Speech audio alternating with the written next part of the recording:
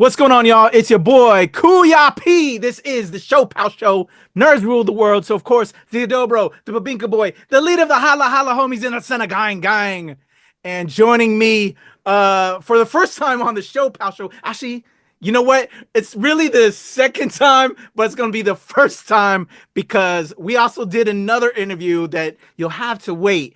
Because it's tied to a dope Kickstarter campaign for a project that you see on my brother's shoulder right now called Deathgasm. It's called Deathgasm 1.5. It's going to be dropping. So you'll see that interview drop because we want to tie it to the campaign release for Kickstarter. But right now, back for the first time, for the second time, is Kuya Peter Bune. How are you, sir? What's up, Kuya P? What's up, Kuya Patrick? Hey, man. Good to see you, Kuya, man. Hey, had so much fun talking to you the last time. Yeah, for So sure. honored that you're We ready kind of and did a willing and bit. down to come back. I didn't We did a scare we did you. a little bit. We did a skit kind of. So your audience is gonna have to wait for that. We did a little bit.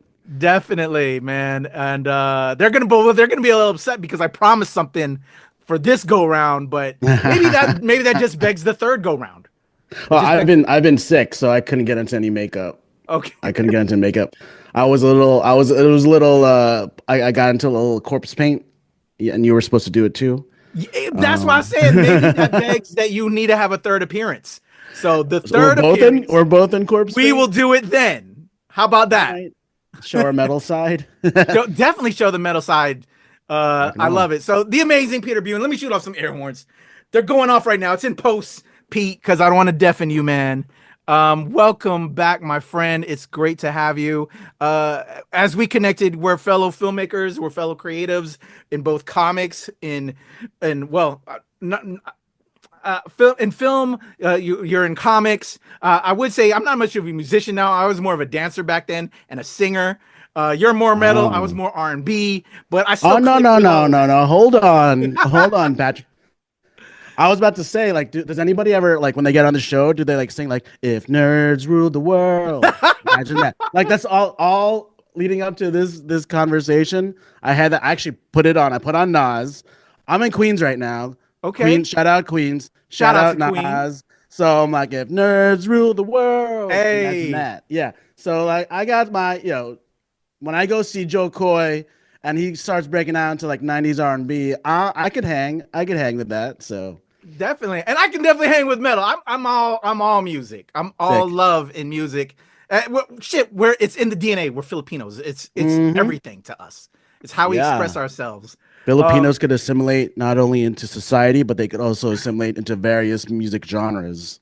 Most definitely, most definitely. So I'm so excited to have you back, dude. Because like I said, I was vibing. You and I are definitely cut from the same cloth. Hmm. But I wanted to learn the full scope. I needed the Pete Bune story. That's So I had crazy. to have you back.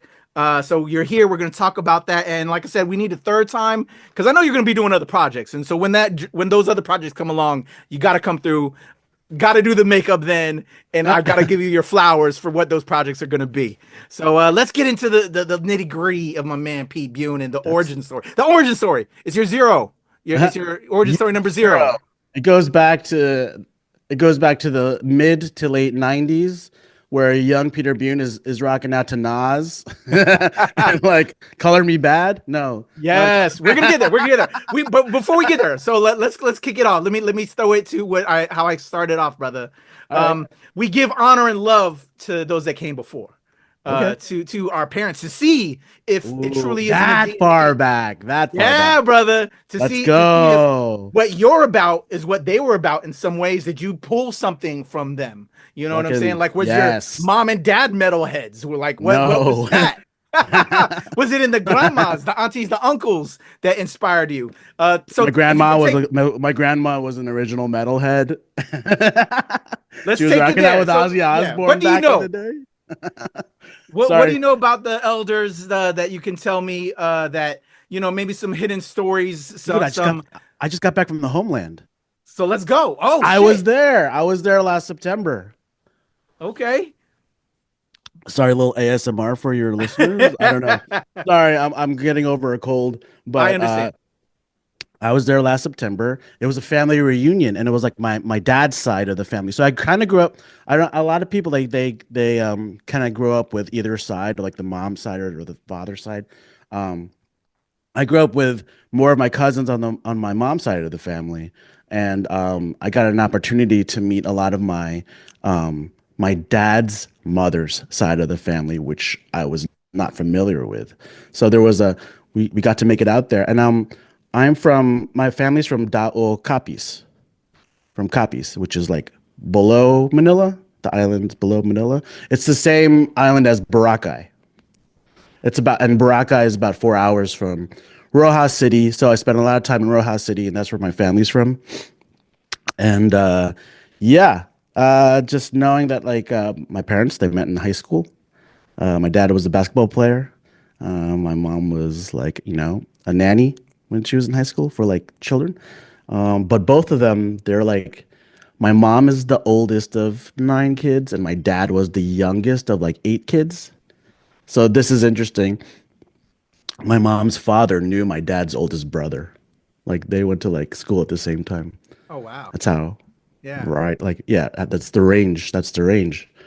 But my folks came over in the 70s, lived in Brooklyn, New York, and my dad worked at the United Nations, Oh and wow. my mom worked at the Twin Towers. She was an accountant there. Oh wow. Luckily, she left like in the 90s. Yeah. We moved out to Long Island, and that's where I got all my suburban nerd influences. All right. Growing up in the 80s as We'll a get there. latch. We'll get there. We'll get there. We'll get Oh, there. okay, okay. You still want to Yeah. stick with Yeah, the yeah, yeah. Filipino? I Okay, keep it like a format. I keep it like a format a little bit. love it. Let me So what learn. was your dad that he was working with United Nations?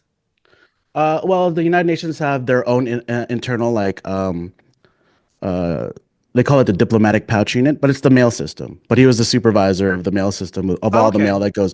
But that also, there's a little, there was a time where, bombs could be delivered through the mail there. And, Yeah. we'd have some nervous times where my dad would be like, I have to stay after work. There's a situation here. And I'm like watching it on the news, like the United Nations, blah, blah, blah. Oh yeah. Stuff like that. But yeah, I kind of grew up running around.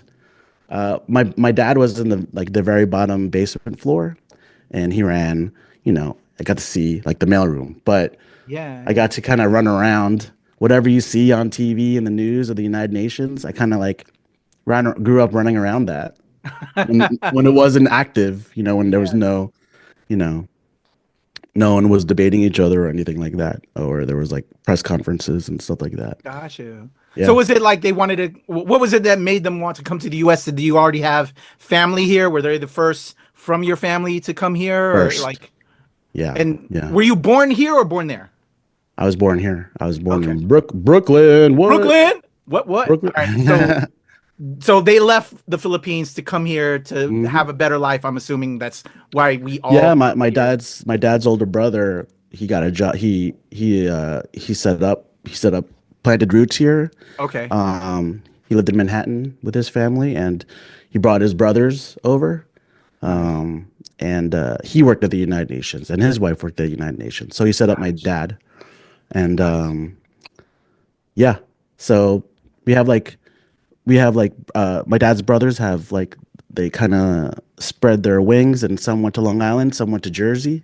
Okay. So I spent a lot of time in Jersey as well.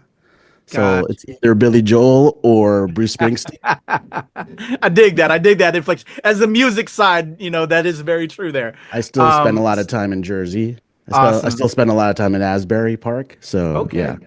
Hmm. So the Filipino migration from your family was, Mm. brothers setting roots and then the rest kind of joining him to come to the States. Yeah, So you, an interesting thing too is I didn't even know I had an older sister until I was 4.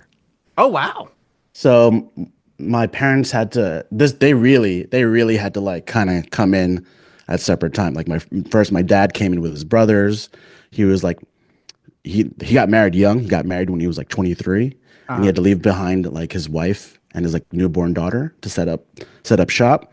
And then one at a time he brought my mom over, And then once they were there, I was born. It's like, if you're separated from your wife for a long time, Yeah. you're gonna start getting back into, restarting a family. But luckily, I have like a lot of aunts and uncles, and my grandparents took care of my sister. They raised her while my parents were establishing themselves here.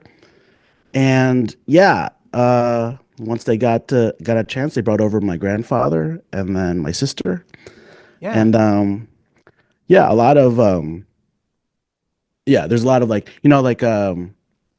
your personality is based on like if you're like a single child or like a younger sibling or an older sibling. So I'm kind of interested to see what it would be if someone was trying to see what my personality is based on, because I was a single child for a long time and then the youngest. Right? But Yeah. Oh no. Yeah, I yeah, feel that. but And yeah, my sister quickly, yeah, we quickly, you know, we grew up together in Long Island, and it was nice. Brought my grandmother over, and my dad. I got to give a shout out to my dad because he kind of followed suit into what his older brother did, and he brought over his wife's family one at a time. Um, we have this. We grew up in this nice house in Comac, Long Island, and we at one point we had all of my mom's younger siblings living with us at one time until they could establish themselves and then bring their family over. So yeah, there's like a great story about that where um, yeah, first oh, someone helps you and then you help them, right? totally. So It's the beauty and the sadness of our community in a lot of ways. Well, not sadness in regards to the sacrifice that we do, sure, because you have yeah. to be away from your family in order to make it happen. But it's also for the greater good of everyone within the family that you're It's trying like to help. And for yeah, real. It's like a familiar story with the Filipino community where you hear about like Filipino women coming to America and becoming nannies, and they still have and they don't even see their own children for like 20 years, right? And they're exactly, raising someone else's kids. exactly, That's like a very common story, right? definitely. Yeah, I have my dad's cousin. That's her story. Hmm. She came over and she raised these other couples' kids in Connecticut for like most of her life. Definitely. So I ask these types of questions also because a lot of the people I talk to are actors, entertainers like yourself, and celebrities, but not a lot of people know that this is a story that we all share, and we went through it, obviously, such as yourself, that we sacrificed, that our family sacrificed for us to get here, and then how we kind of then took it to that next level or reached for those stars that they made it possible for us to achieve because of their sacrifice. So thank you for sharing your family story, Pete, man. I appreciate that. So we're gonna go from getting here from age zero being to that love story, as you said, your pops was ready. Wife is here now. Let's go. Let's go from 0 to 5. What would they tell me about a young Pete growing up in Brooklyn, in New York? What was a young Pete about? What would they tell you about yourself once you were a little bit older? What you were into or anything like that? Well, I grew up. I would say I grew up in suburban Long Island, but I was born in Brooklyn, lived there for 5 years, and then came back in my 30s, and then lived there for 10 years. So I do have a little Brooklyn DNA in me. Um, it's Brooklyn's a lot different than it was back then. Yeah. There's a Starbucks next to my old apartment. My it used to be like under the BQE. So yeah, man. I grew up watching a lot of TV. I grew up watching a lot of 80s and 90s TV cartoons and then live action stuff. Yeah, I think everyone that I still hang out with, we still speak the same language. We still reference, Yeah. the A Team and Knight Rider and all that stuff. Hell yeah. Um, yeah, cartoons, Ninja Turtles. Yeah, so like I was pretty much raised by television. Shout out, the Channel 11. So like Yeah. when I would get home from school, my sister wouldn't be home for another 2 hours, so I would put on Transformers and GI Joe and leave it on until like Charles in Charge came on and Saved by the Bell and all that stuff. So that was pretty much how I got through a day doing my homework until my parents got home from the city. So yeah, and what started to do was when my dad first brought home a VCR, you're renting you're renting all the classics. You're renting Back to the Future and Ghostbusters, and we're all watching it as a family. And my dad was very kind with technology. He shared it. He wasn't like, no, you're 10 years old, don't touch it. I was like, he bought a family video camera, and then that's where I first learned how to edit. Oh, I was using a VCR and the camera and kind of cutting in between. And another thing I was doing was I don't even know why I did this. I think actually music, because we got into music, they don't have this anymore, but a lot of TV shows had amazing theme songs, and a oh lot hell of yeah. cartoons had iconic theme songs. So I would write down record the TV show, and this is the first time I've thought about this in years. I think specifically one was the Teen Wolf had an adaptation of an animated series, and I loved the theme song. So I couldn't really understand the lyrics. So I would pause it, write down the lyrics, pause it, because I just wanted to sing along with it. And I started Yeah. doing that with a whole bunch of other TV shows, the Gummy Bears, bouncing here and there and everywhere. I just did that. I would write the lyrics to it, but then what I was also doing at the same time was watching frame by frame the animation, and I would get really familiar with how things are cut, and how things would move that the when it's played back normally that you don't really catch. Um, I did that with the G.I. Joe opening sequence where they're going up the Statue of Liberty and they're like, oh shit, I didn't know Snake Eyes was had a jetpack. And there's little subtle things that you don't really find until you're kind of watching frame by frame. And I didn't realize it, but I was teaching myself how to edit. Dope. I love that. Right? That's so true. That's so Yeah. true. So 1 of 5, really kind of stay at home kid.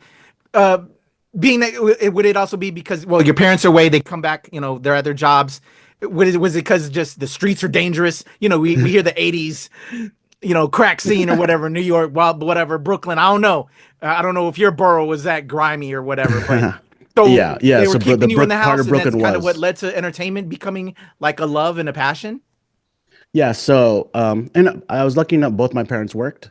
So they had the opportunity to move to a beautiful Wonder Years type of suburban. I grew up in the Wonder Years. So the Wonder Years took place in Huntington, Long Island, I think. I grew up Okay. in the Comac, which is where Bob Costas and Rosie O'Donnell's from. So suburban, so pristine. I think yeah, they wanted me to get away from, Brooklyn was pretty bad in the 70s and early 80s. So yeah, and then they just brought over their daughter from the Philippines. So they were just I don't know if we want to raise our kids like this. And then my dad's brothers were also going suburban, Yeah. Jersey and Long A Island. little So bit then, safer. yeah, yeah, yeah.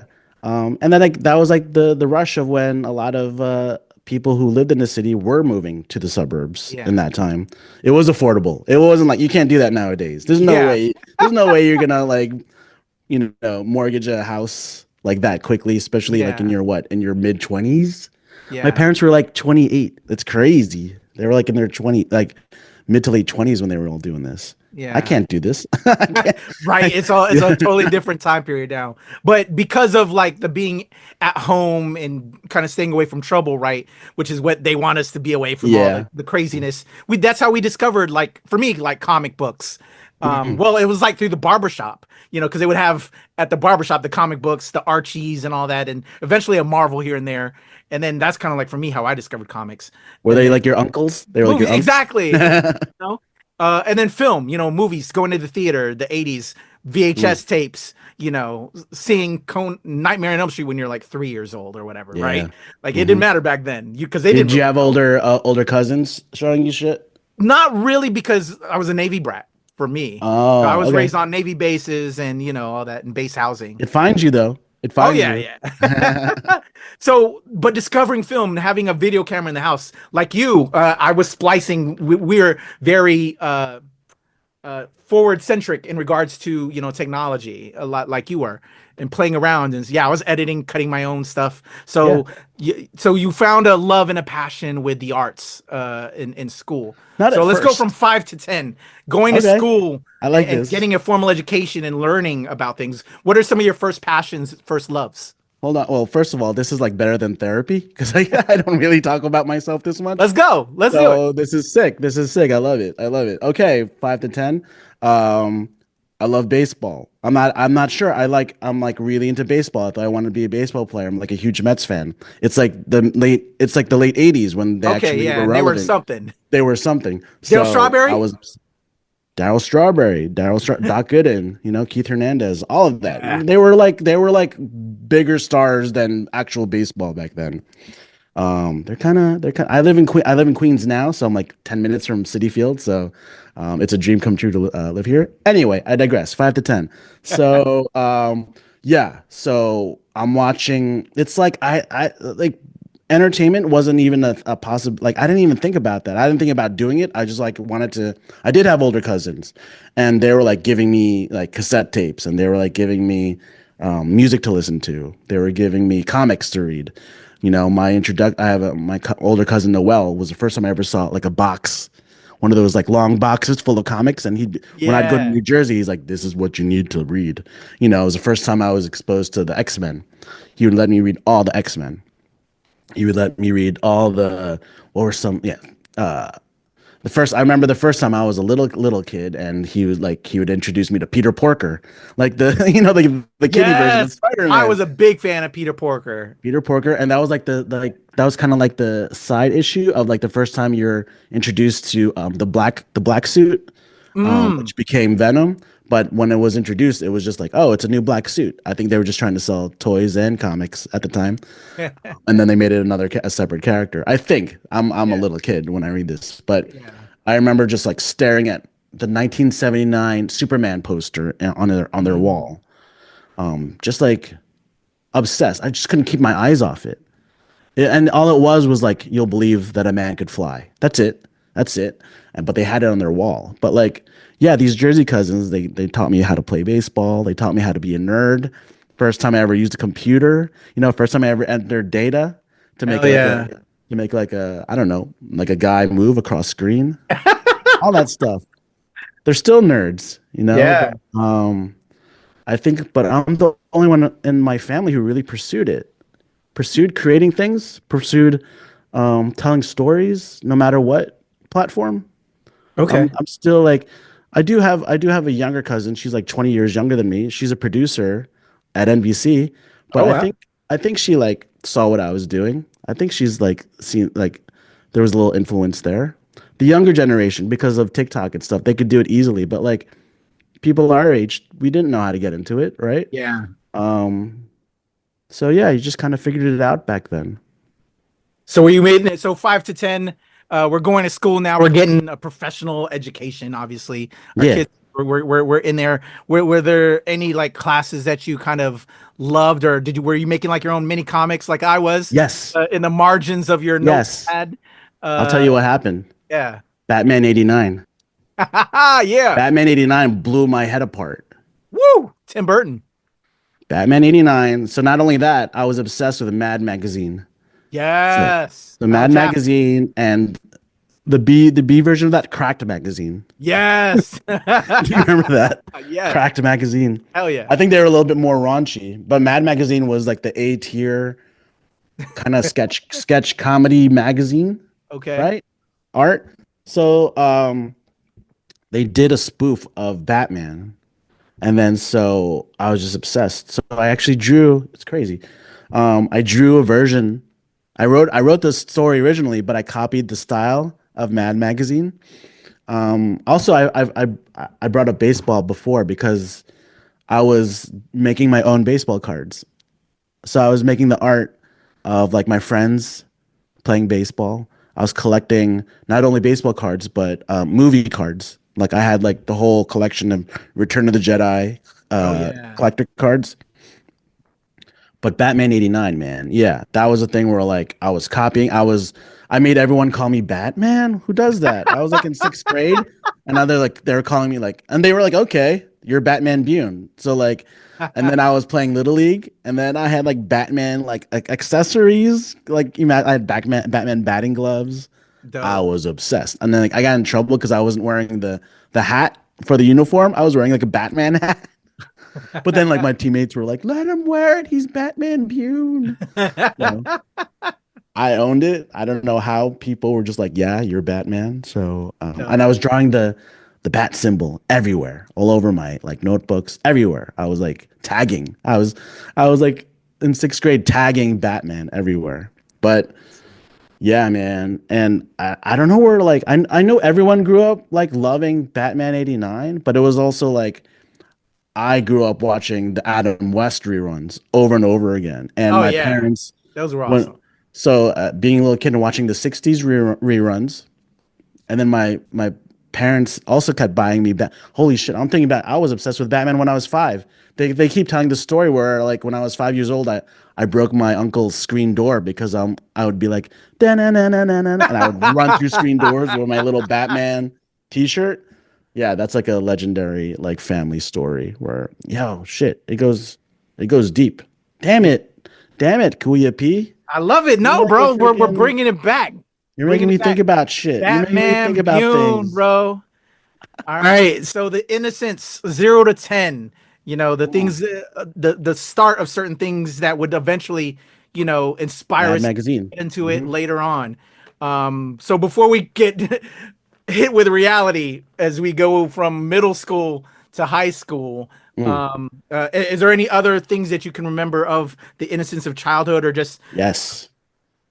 and or when were you first introduced to, like, how your family's originally from the Philippines and now here in the US, realizing that you're Filipino, like, because I'm Oh wow. start noticing racism or that difference. Yes. Did that happen more middle school, high school, No, cracking no. it, or did you actually see it in childhood?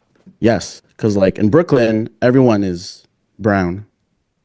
They're black, brown, yellow, everything. And it's like it wasn't a thing.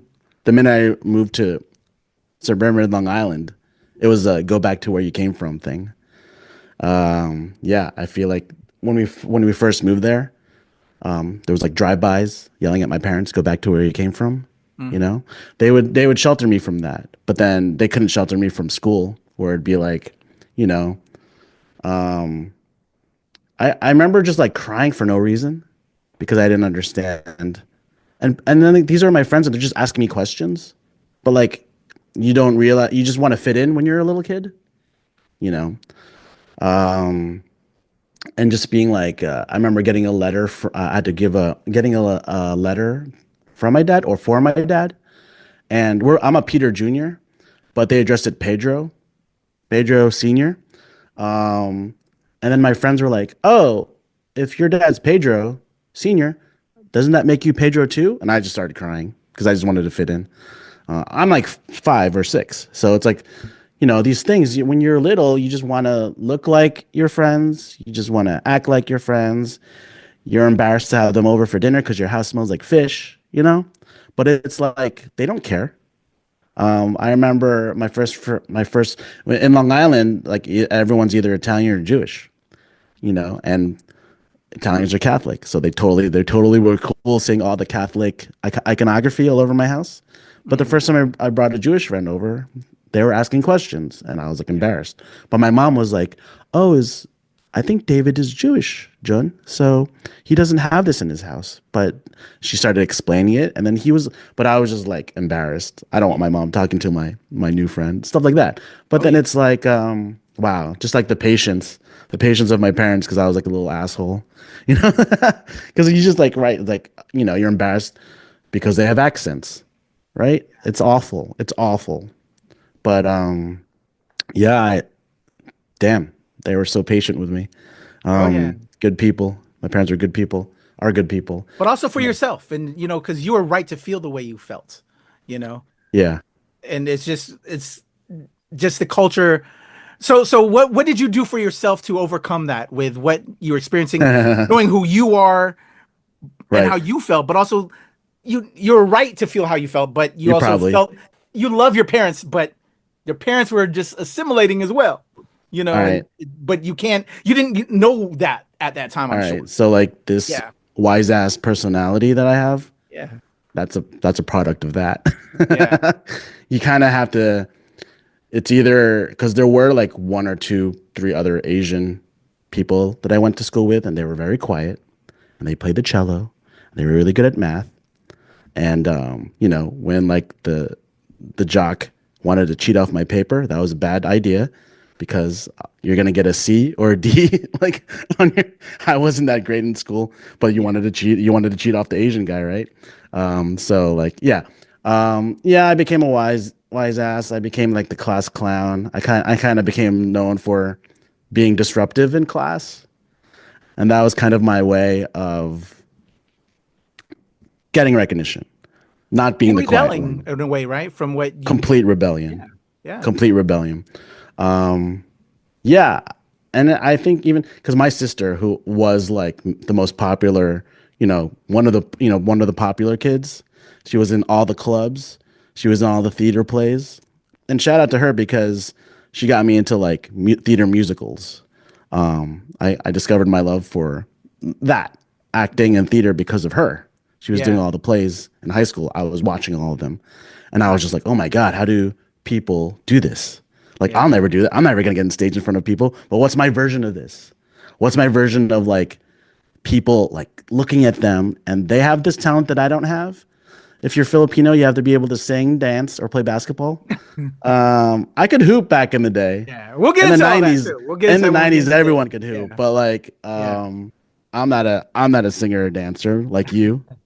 So I have my version of that, but Yeah. I'm not like performing in front of anybody like that. Yeah. So what would you have so before we move into the nitty-gritty, real development, 10 to, middle school, high school years to college type in a Mm. second. What would you have liked to have heard from your parents or just or if you don't want to say that, what do you impart to any of your younger siblings, cousins or aunties, uncles when if they are or have experienced this? What do you say to them from your lived experience? And Well, what would you have hoped to have heard first, possibly? first, can I just take a pause because I'm Yeah. talking about all this stuff, and I just realized I still have the deathgasm background, so I'm trying to see maybe this is more appropriate. Let's No say, worries. Oh, shout out to Jacob Babylon. That's my guy. I've had him what do you on. like? Do Shout you out to my like man Jacob. He's this? been on before. Oh, for real? How about Oh this? Joe yeah. Coy. Which Oh one yeah. is I haven't better? had Joe on yet, but I've had Jacob on. All right, maybe we'll stick with Jacob. Shout out to Jacob. Um, when I was in the Philippines, people kept going, "Oh, Ned, Spider-Man's best friend." I'm like, come on. Yeah. I get that's yeah, I'll take it. I'll take it. If you get No recognized, worries. there's really no one in Hollywood that looks like us other than Jacob, right? I Truly. don't look like Bruno Mars. Yeah. Yeah. Jacob and Joe Coy, Jacob is a right? Filipino. You know Jacob when you Hell see him. yeah. Yeah. Hell yeah. So So yeah. um What sorry did you, what would you have sorry hoped to to have interrupt heard? your question with a stupid bit, but No worries. No, I love it, man. Shout out to my brother Jacob over there, man. So, but yeah, because I want people to like live and learn from these experiences, right, right. before you know, we go through all this and there's a brighter side at the end of the tunnel. So your question was, what would I say to Any um what have you if you've heard anything from other friends and family that may have experienced and or what would you have hoped to have heard before you developed your own resolve to how to deal with situations like that? What would you have hoped to have heard maybe and or what do hmm, you impart to any relatives going through it? I think because a lot of my cousins, they're growing up during now, and it's a lot more accepting Different now. now. Yeah. Yeah, so they had my cousins who are like in their 20s and 30s. They didn't see the 80s and how there was no clicks. There's no clicks now, but back then there were clicks. I don't think it's Um, as direct now. it's not as direct now. It's It's like different. really under and we're really seeing it now come up to the surface. And there was like a class tiers. Yes. Um, Caste, like a caste system. Uh, excuse me. Yeah, I mean, people just kind of have to experience things their own way, and I think the only thing you could do is just share, like we just did. So they could hear I'm really close with my niece and nephew, and they're 22 and 23. And just me telling their stories about how me and their mom grew up is just like mind blowing to them. But they really listen. That's great. Um, That's wonderful. so that's all you could do, just share Yeah. your stories and your experiences. And then I think it's also to also share my parents' stories and experience, like how different, like what they sacrificed, like stuff that you just did in the beginning of this podcast. Yeah. It's very important to keep sharing stories, and I think that's why this your show is great. So it's like, and you have to have people who want to listen. Yes. So, um, yeah, they're just gonna keep passing down the stories down to when they have kids. There you go. Um, right now, I'm learning about my grandparents. I'm learning about my dad's cousins who are also like in their like 90s. I'm kind of learning about their lives recently. Oh, Just that's awesome. Yeah. so yeah, it's all very interesting if you're just open-minded and you want to learn about history and you want to learn about people and you're just like not chasing like, oh, I want to learn about famous people only or I want to learn about celebrities only. If you're not just chasing that and you want to learn about like historical figures or like your own personal historical past. Like I like those shows where they do like the DNA, like on PBS there's like a show where they like go into like these, people's their past, like Oh, following like definitely. Yeah, and yeah. it's just really interesting, even if you don't know who they are, just like, oh wow, that's really wow, everyone's got a story. Everyone's got a story. Everyone's got a Exactly. story. And everyone's got their own point of view. So Exactly. I could only tell my point of view. So, my sister probably experienced the same thing as I did, but she has a totally different point of view. And I've experienced that where she was like, that never happened. I'm like, that totally happened. You weren't paying attention. That happened. Exactly. Because like Exactly. I was just saying, like she was like like up in popular cliques. I wasn't. I was Yeah. kind of like, and I think that was like self-imposed. In the early '90s, like being rebellious and being kind of punk rock was a lot more acceptable, or more people wanted to do it. Now Yeah. everyone just wants to assimilate into whatever corporate bullshit that's being offered now. Agreed. And Yeah. back then corporations were like everyone was anti-corporation or Because they saw music. the ugliness of what greed was. Yeah, It's now not just as shown everyone. as it Yeah. is now, you know? Mm-mm, mm-mm. It's rewarded now. It's rewarded Ugly now. being a villain is more is what people are glamming on now, which is insane, but I'm just hoping I'm just hoping everything's cyclical yeah, same. and we'll just go through another, rebellious phase. I feel like when shit goes down with the government and with like the way things go down now, people just kind of push back. So Yes. I'm hoping for a big pushback. I'm hoping that the younger people are doing it because like the old heads, they already got their opportunity to do it, and we did our thing back then. But it's all about the young people because they're the it's corny to say, but they're the future. But they're the ones that are the more outspoken ones now. They're the ones that have to forge a way for their future.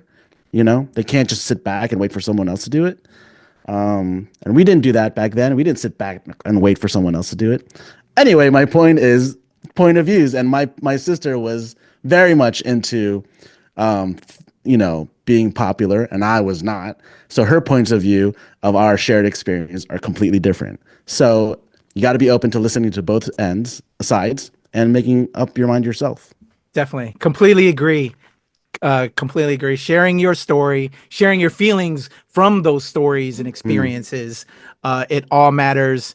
And like you, I'm the oldest in my family. My sister is younger. I'm 2 years mm. older, and she is more white passing. And Uh-huh. he would never get that she was Filipino, and our people looked at her strange with because uh, there's a whole lot more to my story now that people have learned through ShoPowShos that you probably don't know yet, Pete. Mm. But I've a Navy family. This is the Pete Bune story, y'all. I promise. But No, I want to hear it. pick Yeah. on me, Filipino mom. My mom and dad met in the Philippines, but my dad is this white Irish guy. But a year and a half ago, I found out that he's not my real father. He's not my blood father. Whoa. Like Mike dropped totally, and that's a whole documentary DNA thing that we're working right now behind the scenes. That we're gonna tell my whole story. But I always thought, and he's to me, he will always be my father, quote unquote. Even though Hmm. he's not my blood Raised you. father, he raised me. But yeah, it was always weird growing up because here's this white man and with my sister, and they always look at me strange when I was with them. But then when my sister was with my mom, it was just very weird because me and my mom are the only So true. is your, but that's your sister's blood Yes, yes, uh yes, yeah, father. Yeah. yeah. We share the same Mom. mom, Gotcha. but yeah, because my they said they did eventually, but I always thought I was the OG, but apparently I Mm. was a quick relationship that occurred, if you will, So and I was the did you result find of your that. dad? Did you Not find your yet. dad? I finally found out the name Oh my God, this is so 6 months interesting. ago. Oh shit.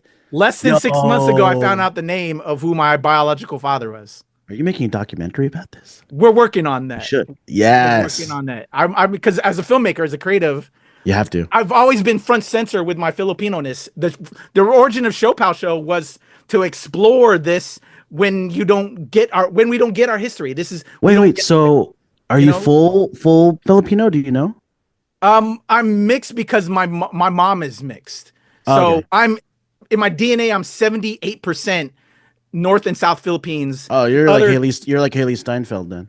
yeah, the other is my mom was mixed Mm, from some Spanish dude. yeah, So it's yeah. like some Spanish and white in there. But yeah, my father's full Filipino and then her half and Oh, okay. yeah, Uh, yeah. I'm not whoa. related to my blood father that I thought. Well, my the man who raised me my entire life. I thought he was my father.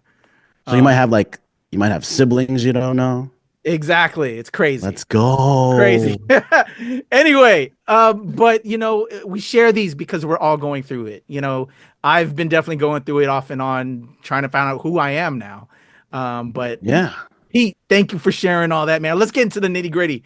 10 through 18, high school, middle school, high school, maybe Mm, college. I don't know if we went to college yet. We'll get into that. Um, no. Finding taking those passions from youth, video games, film, to an educated form. Like, what classes were you taking? I know you got into music. I know you got into film. You were cutting tapes. Did you like take certain clubs? What were some of the things you got into? Did you find your first love? Let's get Mm. into the nitty gritty of Pete getting older. Well, let me preface by saying that I was not a good student and I wasn't like a really like I wasn't good at anything. So don't get too excited about my middle school years. Like I was like I'll tell you like I was the class clown. I was the disruptive one. I was the rebellious one. I was like, Nirvana all day.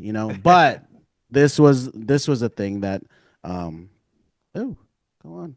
This was a thing. How do I sound? All right? I think Oh, my you mic. sound great, man. You sound good. So this was a thing that sorry about that. Really influenced me to like this very day was the sketch comedy boom Okay. of the early 90s. So like In Living Color, Okay. huge. In Living Color was huge, but like also like the Simpsons came out around the same time. So everything on Fox was like must see TV. Oh So yeah. like Married with Children, but like the sketch comedy is for like to me the height of SNL was like the Dana Carvey, Mike Myers years. Like obsessed with Wayne's World. Um, yeah. So what else was out there? Like The State. I don't know if you're familiar with The State, Okay. but that team they make a lot of movies now. David Wayne, Michael Showalter, Michael Ian Black is an actor. Yeah, so The State was a huge thing. Maybe it's a New York thing, but The State on MTV. A lot of MTV shit from the mid '90s was like really influential on me. Like Weird Animation, like The Max, like Beavis and Butthead, Oh yeah. Eon The Head, Flux. Aeon Flux, yeah. That All late that stuff. night. When you're a kid and you're just watching that shit, and then like you shouldn't be up, but you're up late at night watching that shit, it does something to your brain where you're like, I only like weird shit. So I became the guy that like only liked weird shit and only wanted to talk to people who liked weird shit. Oh yeah. Yeah. So yeah. So just like when the Wayne's World movie came out, I just became really obsessed with Wayne's World.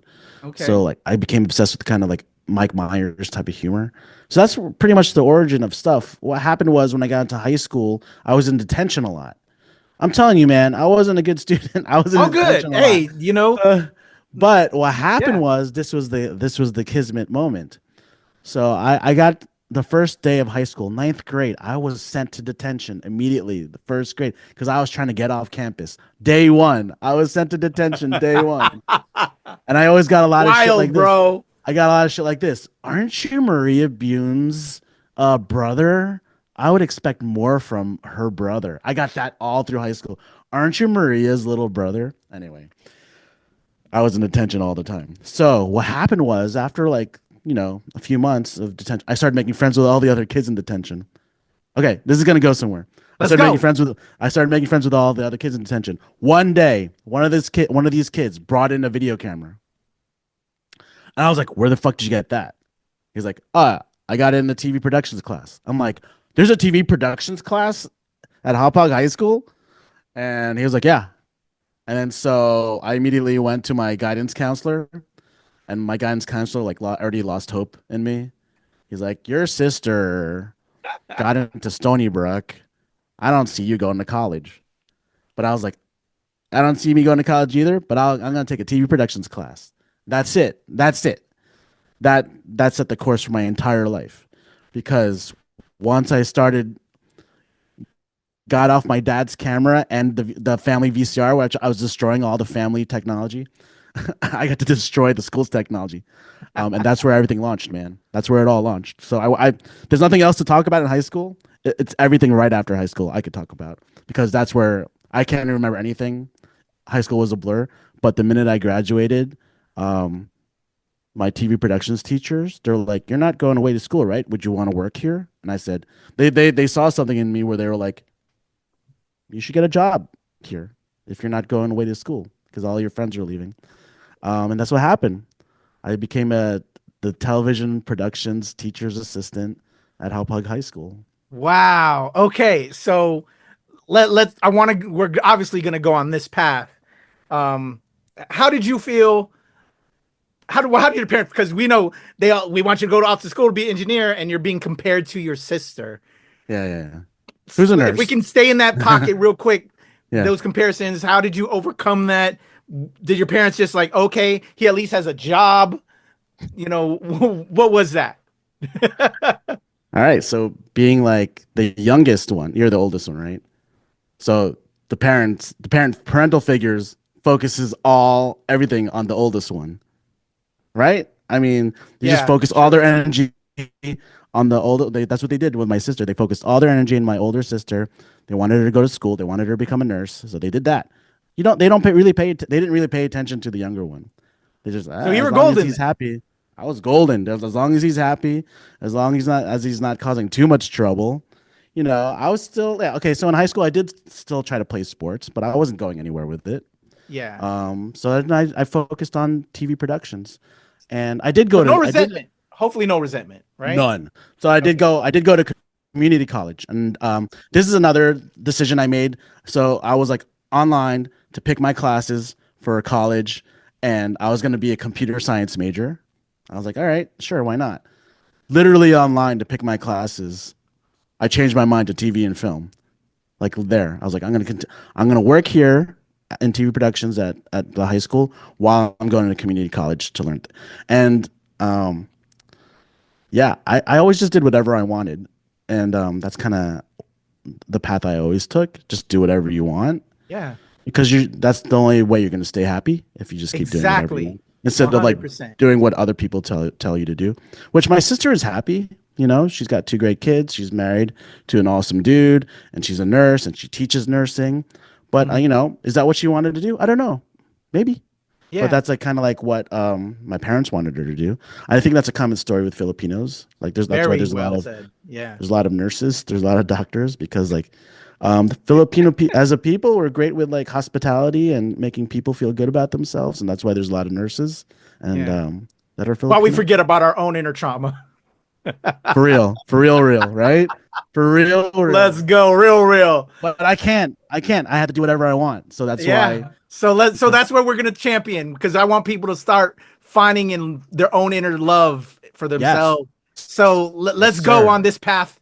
You know, you as you said, you're working there. You know, and maybe the community college. I want to know the foundation of you as being 1/4 of the Slack pack. Let's Let's go. begin with So that. this is, dude, your show. Okay, this it's a perfect line. Like while I was living it, it was not a perfect line. But when you look back, it's a perfect line because while I'm there, I meet Justin Hertz and I meet Sean King and my best friend who's still like in he was a senior still there, Michael Kosick.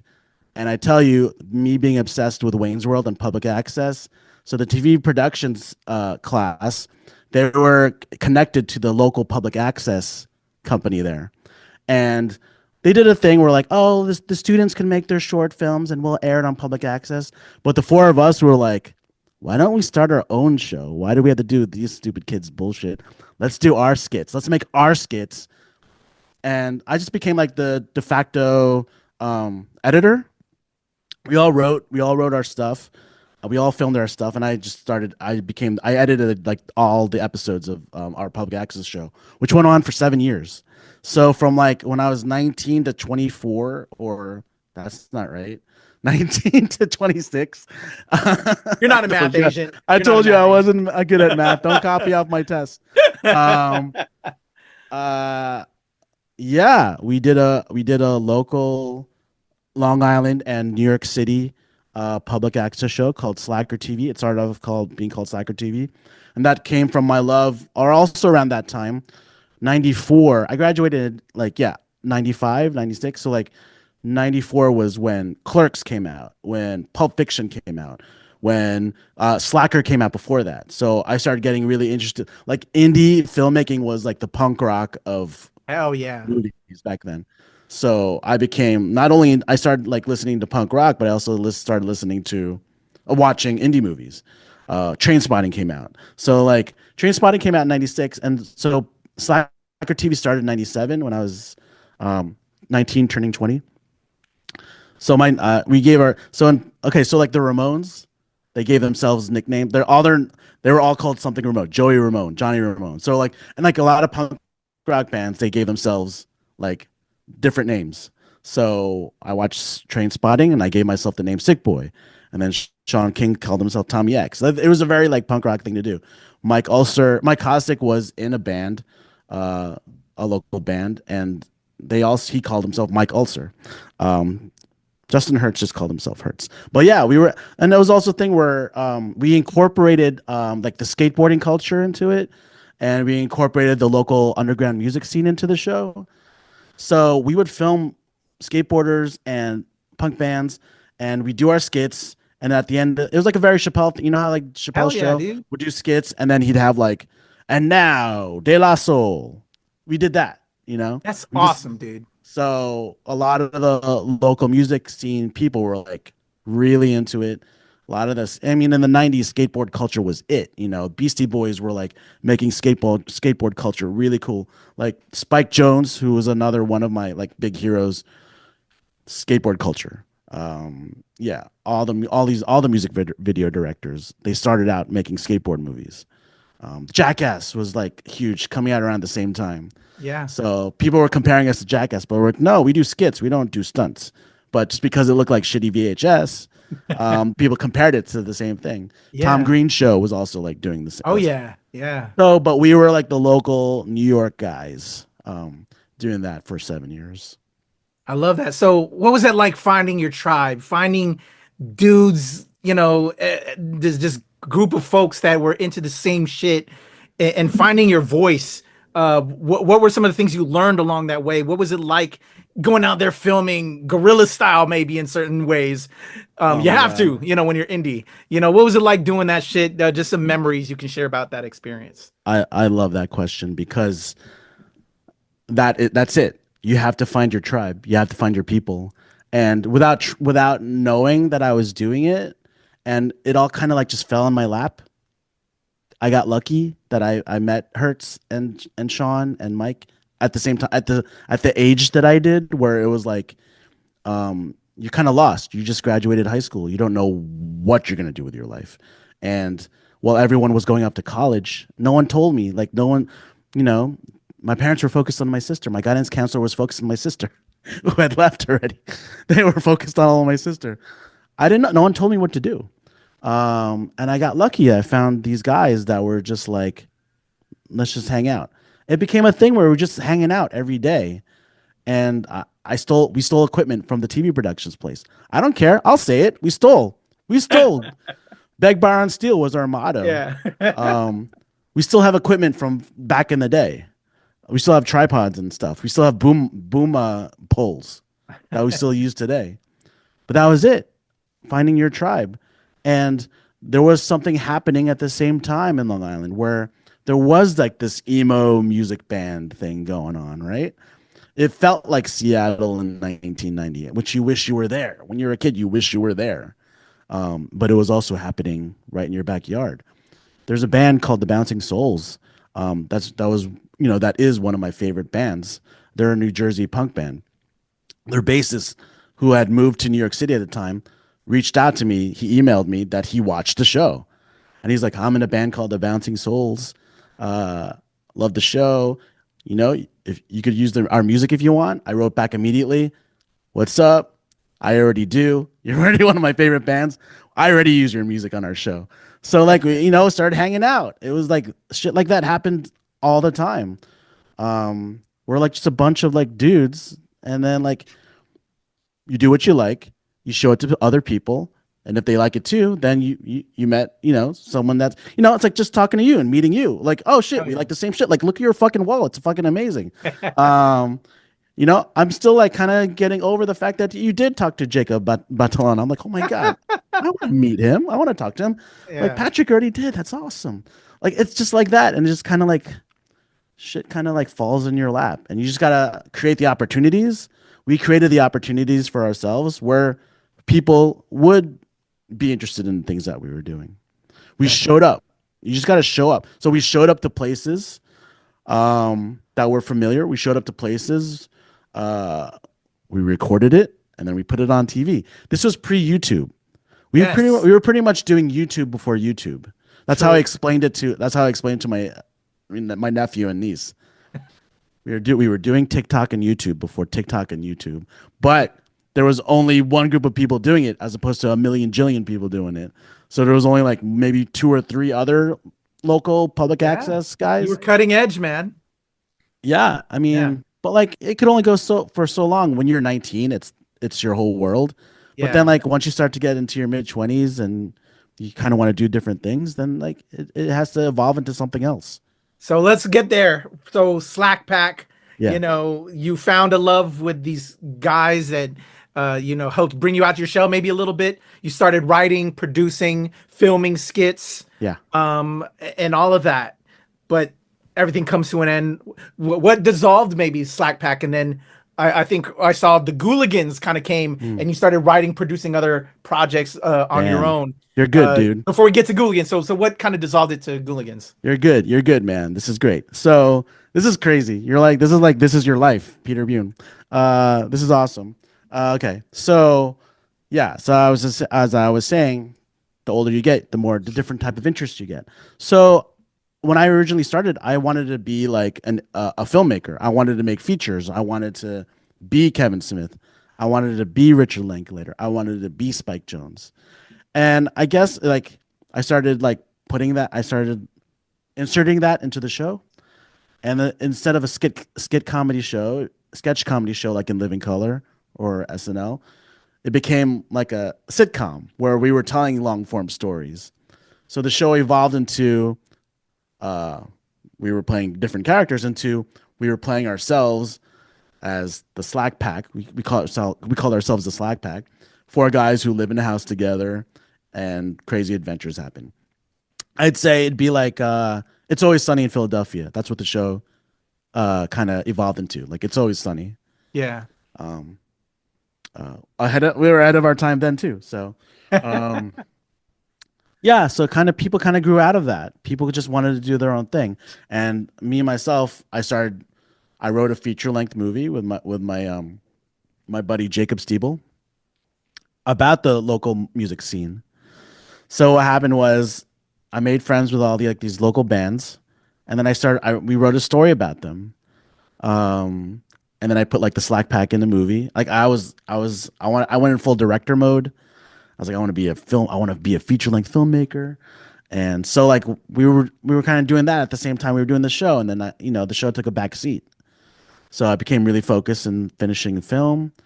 And that's it. You just kind Was of it like evolve. writing, going from like these little small pieces to writing a Yeah. longer format? What did you learn about writing like something like that to evolve from there to there? Yeah, it's interesting. Um, there's filmmakers who kind of like, or like, okay, uh, it was more like Curb Your Enthusiasm. Do you know how like Larry David doesn't, he just gives outlines. He doesn't really write full scripts. That's Yeah. what we were experimenting. We're like, so the Ah. Slack Pack was experimenting with, I'd be like, I have an idea. This happens, this happens, this happens. Um, Go. And we were hanging out so much. We were spending time with each other so much. And not just us, we had a full circle of like other actors. It wasn't just four of us. There was like maybe like I can't even imagine like how many people were a part of our production. But it was huge. Our circle grew huge, and we spent all our time together that we could finish each other's sentences. We knew what we're thinking. That was like the height of our when we started doing more of a Curb Your Enthusiasm, It's Always Sunny show. We were so in tuned with each other that we could just do anything. We could just shoot anything, and we know what we're gonna say. We know where the story's gonna go, and we like created this whole thing. Um, yeah, it's really interesting how that worked. We kind of grew together. We were like one unit. You But can a lot of understand what yeah, other people would be looking for. And but then like between the four of us, a lot of us started focusing on other things. Even though we were spending time together, I was like, I want to be a director and editor. And then Sean was like, I want to be a writer. And then Hertz was like, I just want to be the funniest one on the show, which he was. And he was like, he was the actor. And then Mike was like, I'm the punk rock handsome guy, so I'm gonna be like the quiet handsome guy in the back. But like that's like, I mean that's what happened. People, even oh though yeah, we were a unit, people kind of focused on they found things their that niche. they Yeah, found their niche. Yeah. yeah. So that's what happened with Slack Pack. Like, the movie's called Freaks, Nerds, and Romantics, and that was like after that's named after a Bouncing Souls song. Like after befriending them, I was like, can we use this title as the song as a title for their movie? And they're like, yeah. And then so like they were in the movie. There's a bunch of like Alkaline Trios also in the movie. We shot at Nice. CBGB's before it closed down. Whoa, that's Yeah, major.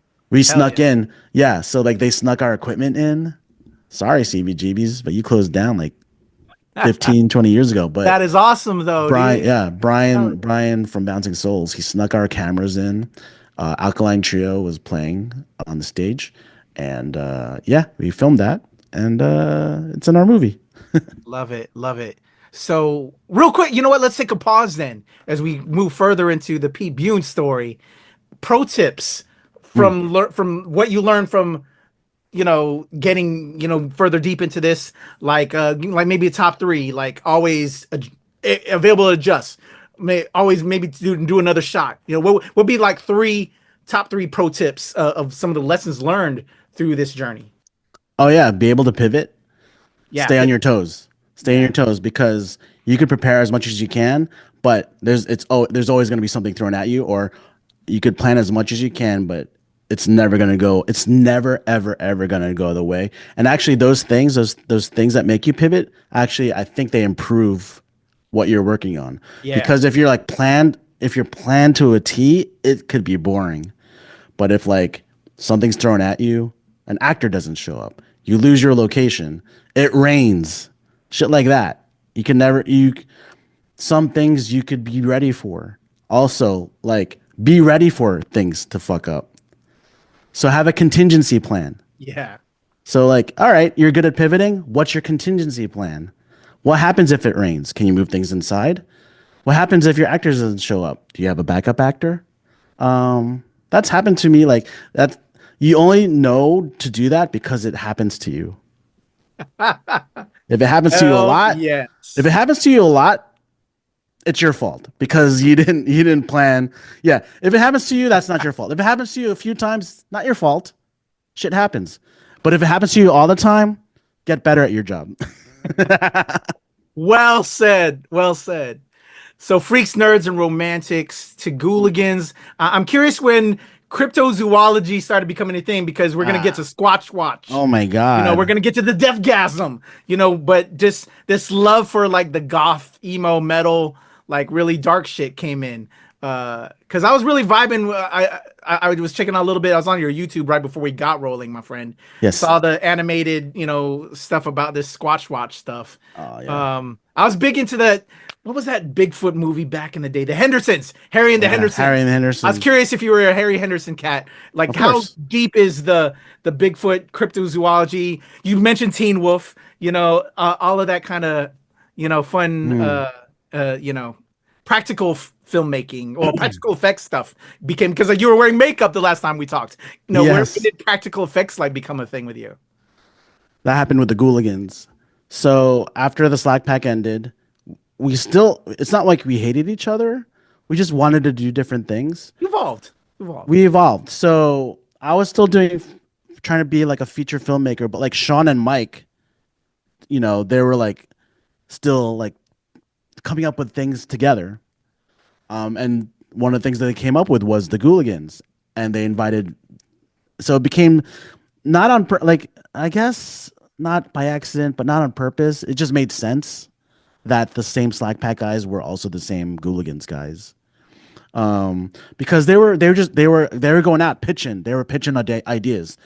Mike and Sean, they teamed up together. They were pitching to like different studios, different like upstart, TV stations.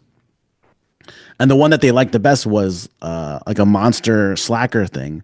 So I guess that's why it made sense to bring back me and Hertz to be the Ghouligans with them. I think Hertz came up with the name Ghouligans too.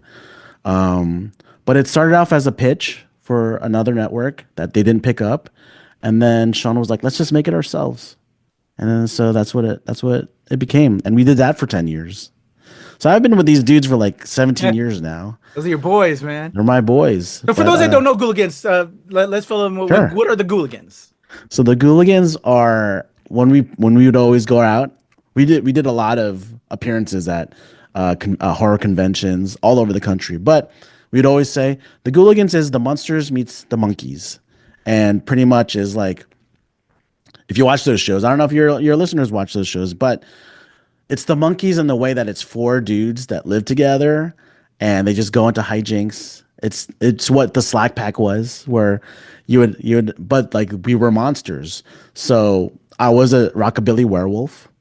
So I just like the Fonz, but I was a werewolf, a wolf man. And then Sean, he was a slow moving zombie. So when we started doing this show, 28 days later came out, and fast moving zombies were the thing. We were like, nah, we're still Romero slow moving bloated zombies. We have a vampire. That's what Hertz became, and then Mike, who created the show with Sean, he was like the Frankenstein construct named Boris. So it's like ironically the parts that we chose are like supernatural, but also supernatural to what our actual personalities were. No. So like the loud annoying one became me as the werewolf. And then like, the brains of the plan Mike, he became like Frankenstein. So like and then, yeah, it just all kind of fit. And then Sean created the makeup, he created the look of the Ghouligans, all practical. He was very influenced by Peter Jackson, by George Romero, by Sam Raimi was his guy. Evil Dead 2, like I've watched that movie like 1,000 times because of him. But yeah, that's where his influence. That's where my love of practical effects.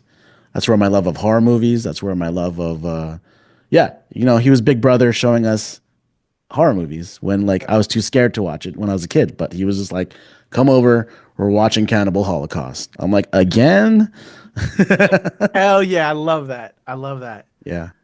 Damn. So Yeah, yeah, man, they. I'll never forget watching Thriller, the Oof. making of Thriller. Oh, That iconic. film Yes. got it made me want to become a filmmaker Mm. That and the original Dawn of the Dead because what the fucker's name's Salvini. Tom Yeah, Savini was Tom the Savini. Yeah, makeup practical effects kind of thriller with director Lynch. You Landis, know, John Landis. Yeah, John Landis. Excuse me, yeah, Landis. yeah. But yeah, seeing the making of Thriller Oh and yeah, then Dawn of the Dead. I think right around that time it came out, not too long after yeah. the OG. Monroeville Mall. Mm. Fucking. And then Yeah, seeing the making of that made yeah. me want to become a filmmaker. You know what it was? It was Michael Jackson because as a kid, I'm not gonna watch that stuff, right? I'm not gonna watch that horror makeup. I'm not Yeah, gonna watch zombies coming out on its own. But you package it with Michael Jackson's music and you package it with Michael Jackson at the height of his fame, then I'm watching it every time it comes on HBO. I'm watching it exactly. every time. Like, no, I don't want to watch the music video. I want to watch the full 30-minute making of into the music video. Same, bro. Real talk, dude. Like, Yeah. because we all know Michael we're all Jackson. dancers, singers as Filipinos, but Yeah. then you have this making of thing that you already got us with the music and the dancing, but then Hmm. you show us how to create that Mm, expression of creativity and how they did that. mm. Fucking that gave me nightmares. That the zombies in that, the werewolves in that give you So freaking good. nightmares, but I Yeah. will watch it every single time. And Yeah. I fell in love with the art of filmmaking. It's only because of Michael Jackson. Like you're not a normal person isn't gonna watch Night of the Living Dead on its own. Yeah, Or he popularized it. Like let's be real, Michael Jackson popularized it. hell yeah. John Landis popularized it. You have the director of American Werewolf in London Yes, yeah, yeah. making a Michael Jackson music video. And made you That's watch like, the American Wolf just because of that. Oh, I yeah. want to see that now. I want to see this Yes. Savini film, Now you. who's now doing Dawn of the Dead. I want to see Werewolf because of Mhm. Landis. You follow their work and Yeah. you have an appreciation for the arts. Exactly, exactly. And I think that's what the Ghouligans kind of did, where we did try to do our version of Thriller, but we packaged it with monkeys style comedy. Hell So yeah. like children, I I wish I'm hoping because we did meet a lot of young kids making appearances at these horror conventions. We went all over the place. We spent a lot of time in Indianapolis. We spent a lot of time in Orlando, Texas, Burbank, California, just meeting people. And like a lot of kids could not keep their eyes off us. And we're hoping that like we were like the kind of like what Thriller was. We wanted to be like the in into horror. We wanted to be the guys that were like, okay, I'm not scared of this zombie boy. I'm not scared of the werewolf because the Ghouligans are nice. They're all nice. Um, yeah, the whole thing with the show is that we were losers. We all lived together. We were always unlucky in love. We didn't have money, but we had each other, and we were always partying, and we're always having a good time. And that's where they evolved from the Slack Pack because that's who we were in real life. And then it's like almost like our insides came out and our personalities came out in the form of monsters, and that's what the Ghouligans was. And we didn't hurt anybody, and like we wanted to invite people into our world. And that's what that show was. And it's kind of you're in. It doesn't matter how old you are. Because like you could be 30, 40, 50. If you didn't like horror back then, maybe the Ghouligans were your in. But that was also our in for kids as well. I love that. I absolutely love that, Pete. So, with that being said, you finding your voice, you finding what makes your heart sing and your soul finally express itself to its fullest extent. Um, you're there with yourself. What was the parents? Your sister. What was that family now? I'm curious. We got to bring it back to them because we always know they're our hearts, but they're also our worst critics. They're also, they're either cheering or they're like, but can you do this? Because that's, not money there. I know I'm going through it still. Even with Mm, what I've done and have accomplished, I still get that. I think, and I'm curious if it's probably the same with you. It doesn't matter. That's just Filipino parents for you, if you no, will. But yeah. gotcha. What was that like when you started becoming successful, finding what brought you joy? What were their thoughts, as you evolved with Slack Pack, making films, now the Ghouligans, and you're traveling, Mm. inspiring kids with what you have done? What was their parents and your family's take on things? Yeah, sure. My sister is one of my biggest supporters forever. Yeah. So Shout she's out to like sis. supported no matter what, no matter how stupid the project was. She's like, it's my brother. I have to support. And then, so the same thing with her kids, biggest champions. Her kids are my biggest champions, and she's my biggest champion. My parents, they're always worried. Um, Will he be able to support himself? That's a big thing. Parents are just like, will you be able to support yourself? There's been rough patches, of course. Like for a lot of your listeners, this is their first introduction to like none of my like projects really hit. I'm still going at it. So I'm working on new things. I keep working on new things. Maybe those will hit. I don't know, but it's all about the love of making things. Um, I was just saying to like my production partner Sean. I'm like, yeah, I'm a filmmaker and I'll keep making it until like I die. It doesn't matter if no like people know what it is, if it's like super popular. Like I probably won't ever make anything popular because I like I said I only want to make what I want to make, what interests me. And I want to find people that also are into the things that I'm into, and which I have. And so that to me that's successful. Hell Your yeah. question is, how does that affect my parents? Yeah, they're just worried. They just worry all the time. Is he going to be okay? I'm okay. I have a pretty dope spot in Queens. You know, I'm living, and I'm working on like Deathgasm and Squatch Watch are like two pretty big. Like when they come out, they're probably going to be pretty big for me. So Hell yeah. we'll see. And I'm also working on another thing with. I'm working on a brand new thing called Agatha versus the Nikons with I produced Sean's feature movie called Screamwalkers, which was co-created by a friend of mine, Will Pentarch. And so I started working with Will on this other project that's in the works.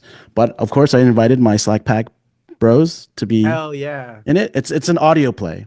That's Do you remember when we were kids? There was like read along books. Of course. Yeah, so I'm creating an original audio play that has an accompanying read along book, and I think it's pretty awesome. So that's another thing that's down the pipe a year from now. But and my mom thinks that that's one of her favorite things that I've worked on. So she's heard a bunch of stuff, and she's like, Jun, I like that one. It's very rare that so I made another feature back in the day called Lost Suburbia. Sorry. So one of your original questions. I hope I'm not going all over the place, but You're great, man. one of your original questions, like where did my love of cryptozoology and urban legends come from?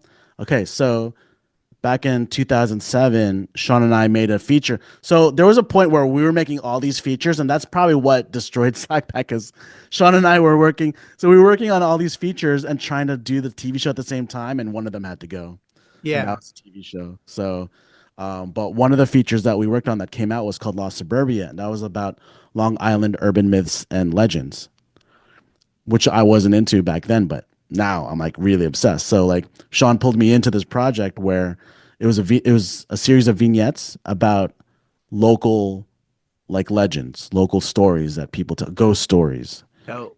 So I did one called Lady of the Lake Ronkonkoma. Sean did Mary's Grave.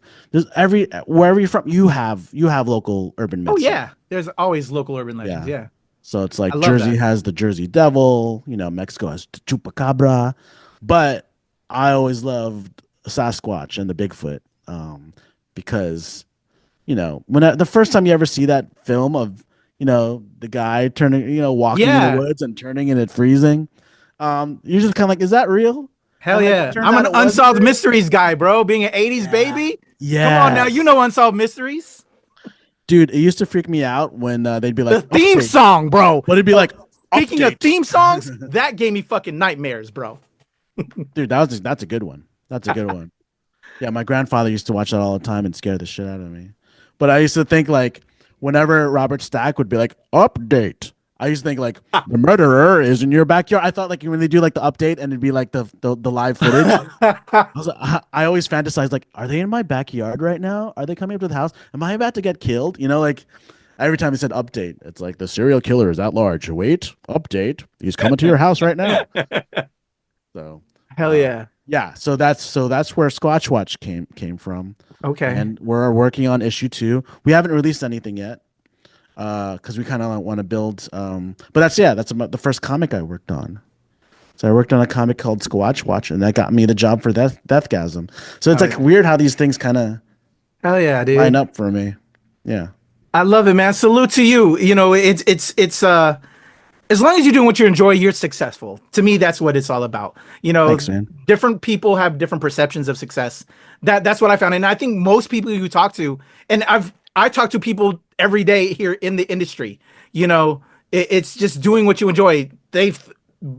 All of them will tell you they got lucky in every sense of the word to get picked up on certain projects that took it to that next level, but they never thought it was going to be that next project. You know, who knows? You just never know what's going to get picked up.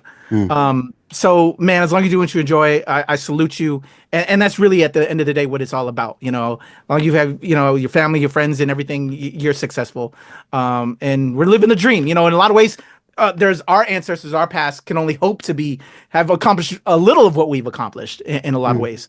So I salute to you in every way, sir, and Thank I'm you. such a fan, bro. Thank you for Um, that's a great way to look at things. Yeah, absolutely. Definitely. So yeah, I can't wait for Squatch Watch. Shout out to you and everybody. We're gonna have a whole thing about Deathgasm 1.5 that my brother picked up off of Sasquatch. That you'll see on ShoPowSho very soon. Mm. But just I love this energy, and I'm very curious. You know, you're finding your success. You're finding what you really, even it's, you know, what you enjoy to do, what makes your heart sing. What more do you kind of like want to say in the business? What are some of your goals as you're continuing to build? Obviously, you're still working. Uh, and also, have you gone back to the Philippines? You said, you know, as we started, you did. Was that the first time last year going, or did Mm. you go before? Because I also have a sidebar question along with that. Yeah. Yeah. It was my third time being there, but I haven't been back there. So I went when I was like 13, Okay. and then I went again for like my aunt's wedding when I was 14, and then 20 years later. Okay. I've never been, which Mm. is wild. You know, and Dude, I'm it's such a you should go. You should take the family, and yeah, it's like a different place now. yeah. Yeah. Back when I went in the 90s as a kid, it was just, and then my parents took me to where they grew up, and it wasn't like developed. Yeah. That's So got to be wild. yeah, I got to experience, like, my parents wanted me to experience like the full thing. They didn't want me just going to resorts. They didn't want me like sunning or just like going on like boat cruises and stuff. Because my cousins just went like back in January, and they were having like the time of their life.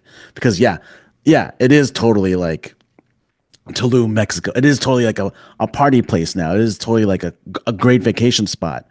But my parents, they wanted those are balakbayan boxes. We had to bring a lot of those. That's like, so for your listeners, balakbayan boxes are the boxes that you pack in all the shit, and you have to give back. You just have to give back to the homeland. You have to give back to where you grew up from. So we were like packing up all this stuff. Like we were a traveling thrift store. You know, we were like, we were Goodwill. So I was there for 2 weeks, but I spent a lot of time going into the poorer places. And my brother-in-law, who is a freaking champ, his name is also Peter, and he's a very Irish guy, and he had a great time. And I was like a little worried because like my parents were like they were on a mission. It was almost like they were on they were on a literal mission to give back, and that's a little rough. So, but I appreciate that because that's how they are here in America too. Like they live in Florida, they live in Kissimmee, and they're giving back to the unhoused people. They're feeding the homeless. That's just who they are. They rock. Shout out mom and dad. And um, but the Philippines is beautiful. Oh my God, it's gorgeous, and you'll never see so many Filipinos in one spot. You're gonna go there and like, whoa, whoa, And holy not shit. feel like the outsider in certain respects. I'm sure feel Yeah, like that's because you're American here in the Philippines, right? you know what? It's a lot different because like when I It's a was different there. vibe. And when I was there in the 90s, I felt a little heat because they were just like, he's not from here. Yeah. No, they would be like, Kano, Kano, which is like short for Americano. They'd be like, Kano. Yeah. They'd point me out because I had freaking, you know, my sneakers on, and they were like playing hoops in chanelas, Exactly. and Yeah. they'd be either playing hoops in chanelas or barefoot and dunking. Do you ever see like a Yeah. 5'5" Filipino dunking wearing slippers? Sick. And I couldn't do shit in my um I didn't wear Jordans, but like I didn't know what I was wearing Yeah. back then. The Walmart version. But yeah, dude, you should start Yeah. thinking about it. because it Definitely a is goal. hot. Definitely a Yeah. goal. But I've said a lot of shit about Duarte, and I'm afraid. He's gone. So Yeah, true. But there's also people now that are like, let's save him from whatever country he's at now that they've put him in. Anyway, I don't want to sidetrack on politics and stuff, yeah. but because we're getting anyway. Marcos is So there now. Yeah. going back to the homeland, but like, Mm. for the culture, for the peoples, finding our roots, finding yourself as a person in regards to the arts, but also, where was I going? Oh, and you were talking about like local legends. What I've Mm. grown as I've learned more about my Filipino-ness, and now that the world is starting to experience because we have Trece on Netflix. And Dude, I had that as a note to bring up. shout out to Nice. my guys because I've had the people of Trece. Bujet Tan has been on, and we Oh, talked sick. for over an hour. The creator of Trece. Shout out to Oh my my man God. Budget. It's so good. Um, It's so good. It's amazing. Was it you know, Shay Mitchell and Liza Sobrano? mm, mm. Mm, mm. So shout out to my man Budget, but like we have a lot of our culture and just all these mythologies. Like I'm trying to incorporate that in some of my script writing. Mm. Yeah. With you being into like I was curious because you're into cryptozoology stuff like myself. But like when you found out about like the Philippines having all these the manangal, all these other creatures, have you Yes. thought about that at all in Yeah. future projects to do something with the Philippine culture? Yeah, with you. Hey, let's do it, sir. I'm all in, brother. Dude, I didn't forget. Okay. I actually outlined some stuff. Yo, we're gonna talk. We're gonna talk. Yeah, no, Definitely. because in our last But yeah, conversation, we were kind of like talking about doing something, right? hell yeah, I took that to heart. I'm like, yeah, but my guy. okay, let me Yeah. just quick pitch, 5 minute pitch. Two cousins. Okay, it's like a total ripoff of like Supernatural, but two Filipino cousins. They're like slacker dudes. Okay. Not much is going on with their life. It's kind of like what we've been talking about for an hour. I take a lot from my own life, but two guys, they're cousins, but their fathers, who are brothers, they're like famous. What do you call it? They're famous explorers, or like they're demon hunters. But like they're the sons of famous demon hunters, so they're just like whatever. We're just like smoking and fucking drinking. Hell yeah. Anyway, their fathers go missing in the Philippines. So it's like a call to action to like look for their fathers. So they Yo. meet up in the Philippines, and then like, there's this female demon hunter, and she's like, "I worked with your fathers. I'll help you find your father." But they're just like they're Bill and Ted. They're just like, "Oh, Hell sick! yeah. You're gonna help us, sick!" And then they encounter an aswang, and then they encounter like whatever all the Trece monsters. Exactly. Yeah. But then their whole goal is, and their fathers left behind like their journals, which has all the maps to like everything that they ever discovered, everything that they've ever hunted. I didn't really figure out like how they went missing, but I just kind of figured out a jump point. Hell yeah. No, dude, They're I coming love from that. America. They're going to the Philippines. They don't know shit about the Philippines. They have a guide who's like this hot as shit guide, and they're both fighting over her. They're just like, oh yeah, dude. She's like, she's not your type. Like, she's totally my type. And they're trying to get with her, but like she's having nothing of it. And Let's then, go. yeah, Has and a then, hotter girlfriend. yeah, and then yeah, they're just trying to find like Supernatural. They're just trying to find like their dad and stuff, and I love it. yeah, and then you get to learn about all the Filipino urban myths and legends, and Hell yeah. then yeah, and it's a comedy. It's not too serious. It's not Oh no. Tracy's super dark. Tracy is super. Well, Tracy also has the same like plot where her father was a supernatural Yeah, yeah, yeah. hunter, and then she took over the family business. But these guys don't want to take over the family business. They're just kind of like looking for their dads pay for their apartments and stuff. So they're just like, Dude, and our yeah, only so, battle experience is Call of Duty or some shit. yeah, and they're just like, oh, this it's a paid vacation. Yeah, let's go. But they're stuck, and they just kind of like luck into surviving somehow. Oh, Hell also yeah. the I yeah, love the dope female yeah, in there it's because a lot of during the world the Japan occupation, the guerrillas were mainly females that were fighting back against the Japanese occupation, and there oh were no, wow, women. no, what, wow, no, I didn't know that. Bro, I had a who's the writer? She's actually working on a script right now, and gonna make it. And she's gonna have Ruby do one of the songs. She's have the chick from Hades Town. Oh my god, I forgot her name. You got it. But anyway, she's awesome, but she's working on a script because yeah, during the occupation of the Philippines and they had the long march, if you Yeah. recall, Hmm. uh like the guerrillas that were fighting back against the resistance were all female, were mainly female guerrilla resistance Because fighters. the men were POWs. Exactly. Yeah. It was insane. So you could have like her be a descendant of like the female guerrillas. Ooh, there you go. You know what I'm Nice. saying? And then so we could tell that aspect of the Philippine history. You have Hmm. this song, bro. I'm money, man. We gotta talk. We We gotta need a talk. title. We need a good title. Definitely, I love Yeah. it. Nice. Yeah. Awesome. All right, man. So I love that.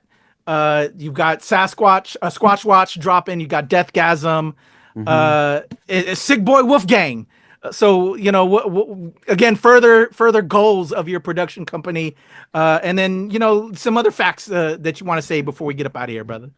Yeah, I produced a awesome movie podcast called The Offering with Jerry Horror, and it's not like your normal movie podcast. He like goes into deep dives into the history of the making Dope. but like the movies that we choose aren't like your typical.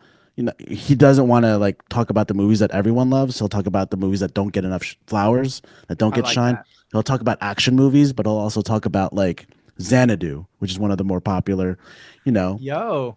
more popular episodes. Okay. Yeah, I mean, freaking people who love gay musicals need their podcast too, right? So it's like Jerry does that, and I produce it. We're getting to yeah, we're going into our fourth or fifth season. And Congrats. another thing is I mentioned it before, Agatha versus the Night Cons. That's something I'm working on this whole year, producing like yeah, original music, uh, awesome, huge Lovecraftian adventure. Um, so yeah, a lot of my friends really influence like some of the stuff that I'm into, and Will Puntarich is really into H.P. Lovecraft. So H.P. Lovecraft, what do you call it? His characters and his work, they're on the what do you call it, public domain now.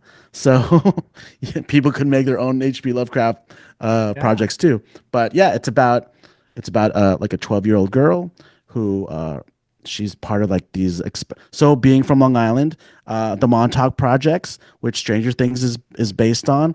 We took that idea because we grew up with that actual idea. Stranger Things' original title was Montauk. Um, so we grew up around that, speaking of urban legends. And so Agatha is about kind of like those experiments on children, and what happens to that. And she gets taken to a realm called the Veil where the dead exist. And she's searching for her father who was kidnapped by Lovecraftian creatures called night gaunts. Um, yeah, it's a Awesome. huge epic. This is like world building. Okay. It's taken us 4 years. We wrote it over four. It was a pandemic era project, which is Okay. now finally in production. It's an audio play with an accompanying read along book, with art by Lucas Fowl and music by Paul T. Leno, who did the music for the Ghouligans, who did the music for Freaks, Nerds, and Romantics, who did the music for Lost Suburbia. He was my roommate in Brooklyn. He went to Brooklyn College to study music, found the love of music, became like a composer, moved to Italy, but still works with us Dope. because What's the technology projected date on rules. that? Um, for Agatha, we're looking at October, Okay. but probably end of the year or Okay. beginning of next spring. Yeah. Well, when it have a confirmed, please come back and talk about all that and Yes, let's please. let's get people to support And we it. could catch up, and then we could Oh see if yeah. like if we got anywhere with our Filipino adventure Dude, we're gonna supernatural talk in topic. between then. Let's definitely make that happen. Yeah. So Yeah. so between now and next year, that Deathgasm will definitely be releasing sometime this year with their campaign, Check it out, right? man. These things were like they've been worked on over like the last 3 4 years. It's like Yeah. a But lot we of know how people, productions can say. yeah, a lot of people they see like, oh, like no, like I've been working on these things for like 4 or 5 years and they're just coming out now. So Yeah. it's like that's how it works sometimes. Dude, I've had a You gotta be Lapu patient. Lapu thing that I've been working on that's going Ooh, on Lapu Lapu. 6 years, like my own take to like really Nice. flesh it out. But That's like a Braveheart thing, right? bro, right? It's one of them, but Yeah. there's a bunch of stories I want to tell of the culture. Filipino Braveheart. And Squatch Watch. So when is the projected date on Squatch? We're gonna do so we we've completed one issue. We're working on another issue, but we've already planned out like a 10 issue arc, and Okay. so we're gonna crowdfund that this year. Okay. And Are you yeah, gonna do like installments, like a 4 issue trade, 4 issue, or like are you trying to get it all knocked out before I think we're dropping the first one? gonna yeah we're kind of collecting it all, so like people don't have to wait that long. Okay. So once like a few issues are done, then we'll release them, and then you could get them as trades or Awesome. as a book, like Deathgasm. So Deathgasm 1.5 is a collection of all 3 issues Okay. as a hardcover or paperback. Get the hardcover; it'll look dope on your shelf. It'll be a dope for your collection. Deathgasm, and then also Deathgasm 2, Gormageddon should be coming out this fall. Let's go. All right, man. To close us out, the last question. I always like to find out what is the thing we're most nerdy about, and it can't be anything that we've already discussed. We already know you're into music, punk rock, well, metal, just well, all music. We know you're all music. You're a film head. You like cryptozoology. I want to know something really an off-cut thing that no one would ever guess, because those seem like so obvious what we already know. What would be something you could give a TED talk on that no one would ever think? You know so much shit about this one thing that you really know your shit about it, but no one knows that it's a secret special passion that we're now going to unlock and reveal to the world. Oh my God, that's a left field question. I don't know, the New York Mets. I could talk about the New York Mets We for know baseball, bitch. shit, dude. I don't know. That's a crazy ass question. Um, Like I had it for so many plants. Like no one knew that they really love and can talk all about kind of certain type of plants. I've had oh, tax okay. law people, weird off the wall shit. And it doesn't have to be the nerdy, the quote unquote nerdy conceived concept. It could be just about anything that you could really go in deep on some shit. Yeah, Like, okay, I got it. I got it. Um, okay, I'm gonna say the answer, but I'm gonna tell you why. Because it's obvious nerd. Vintage 90s, 80s and 90s era toys. ooh, Like not just the toys, the culture of collecting them. okay, That's another thing I'm working on. But I had to okay, get really deep on it. The people that collect it, the philosophy behind it. So I'm not just talking about, oh, I collect GI Joes, oh, I collect Star Wars figures, but I've been talking to people about why they do it. I've been kind of obsessed about. Look at your background, dude. That's telling. yeah. Like you're talking my language right now. I'm very curious. Okay, Like I'm so entertained by this. there's something about, I don't know what happened, but some people can't let go of things, or there's an OCD thing where they have to be completionist, where it's like a very like, for example, if you only have the Black Lion of Voltron, you have to get the other four. You can't just have the Black Lion, right? If you have like Thundercats, you're not just gonna have Lion-O. You need all the Thundercats together. What is why? What is that? What is that? I don't have that OCD. But I know a lot of people that do. Um, there's a whole thing about trying to recapture your youth. Mm, The thing with like the way I grew up with, my dad threw out everything, and he made me feel like you shouldn't hold on to anything because that's just how he is. Um, so I kind of try to live pretty sparsely, mm. but a lot of Filipinos are like fucking hoarders. Yeah, there's a hoarding culture in Filipinos where I'm not talking about the Americanized way where there's just newspapers. No, Yeah. Filipinos are like, I'm gonna save that for later. Like that's gonna be useful later. Go to a Filipino house. There's a plastic bag full of plastic bags. Ask them why. They're gonna say that they're gonna use that for something later. Going back to Guilty. nostalgic 80s era specifically toys. No one is trying to find 2000 eras toys. No one is gonna try to find Fast and the Furious toys. No, they want to find toys from 70s, 80s, 90s, early 90s. You're stopping around Ninja Turtles. Maybe you're stopping around Phantom Menace, Yeah. late 90s, but that's it. You're not going past Phantom Menace, but you're starting around Buck Rogers. You're starting around Battlestar Galactica. You're starting around Lou Ferrigno, Incredible Hulk. What's Yeah. going on there? What happened to you? I'm kind of like I've been talking to a lot of people about that, and they have very interesting stories. They'll tell you something traumatic that happened. They'll tell you something that like they're not happy right now. There's a depression to it. They're not happy with their life right now. They Yeah. want to go back. They Real want to go talk. back to when they were happy. Were they happy, or what, or was this physical thing like a representation of what they thought happiness was? Was Mm. it like, oh, I remember my mom gave this to me. I remember my uncle who's not around anymore gave this to me.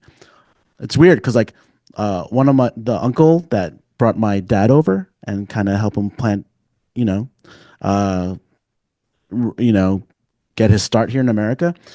He died early. He died young. He died like in his early 40s. And I only got to know him until I like he died when I was like 7. Mm. But for like he gave me this jet plane and I kept it in I reserved a drawer for it for like up until like I left it there. I don't know, and I think I left it there for him. I Yeah. didn't really know him because I was only Yeah. 7 when he passed, but I Yeah. know he was important to my father. So I kept it there.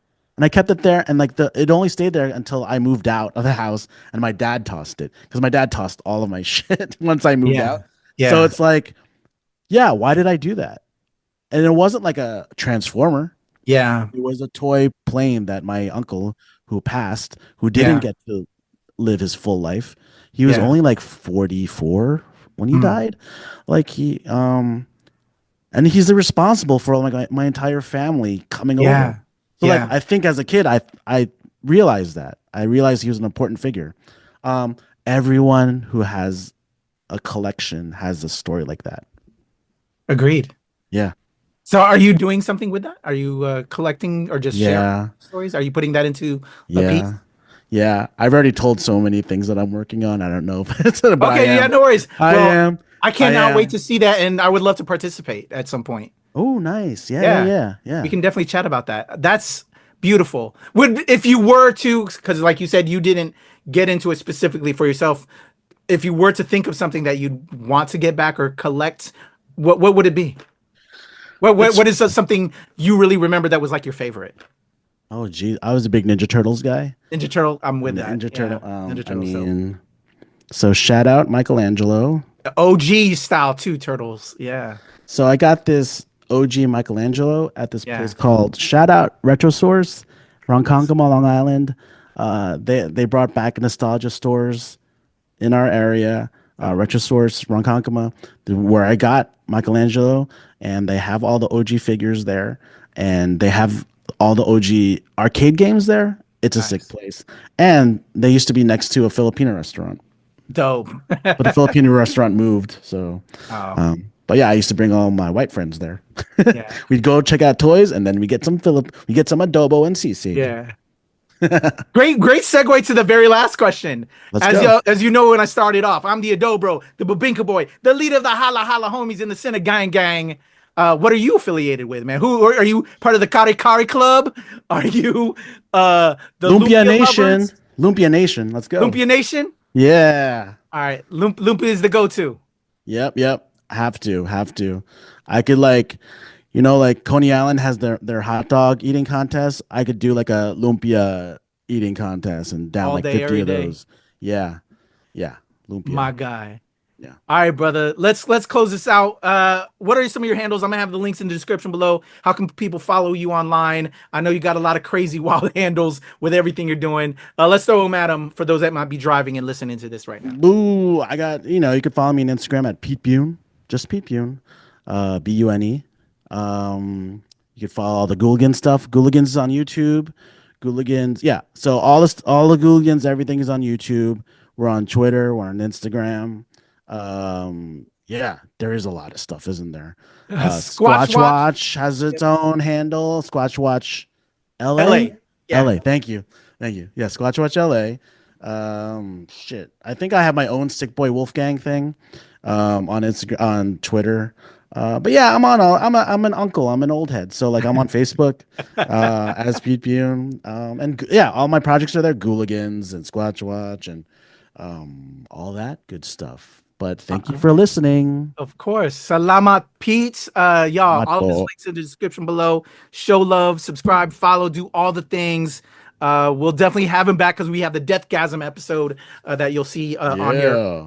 with Pete. And then when he comes back, we're going to be talking some other projects and other things. And maybe one day we'll have this project off the ground of he and I being some slackers trying to find our lost loved ones in the Philippines, which I would definitely love to do. Yo, Whether if it you be in film form or if we try to do something else with it, man, we can find other opportunities to make it happen. I'm with you it, my man.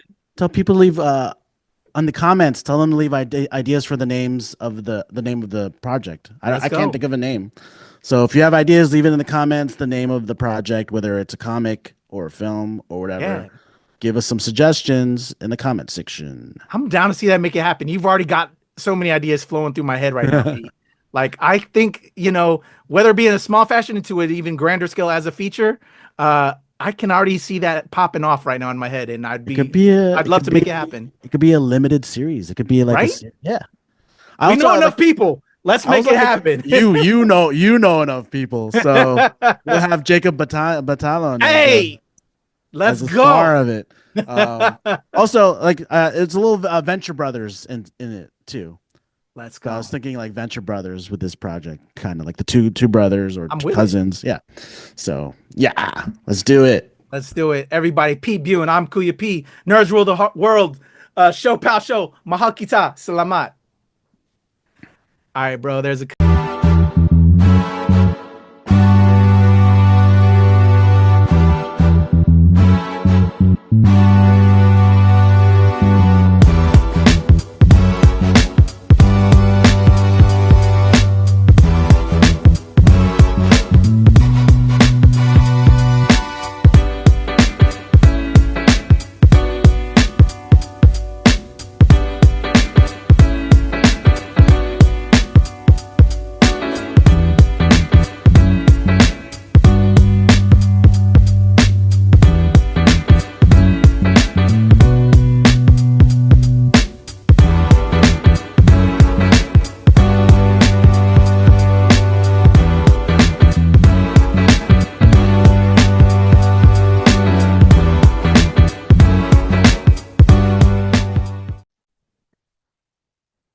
recording.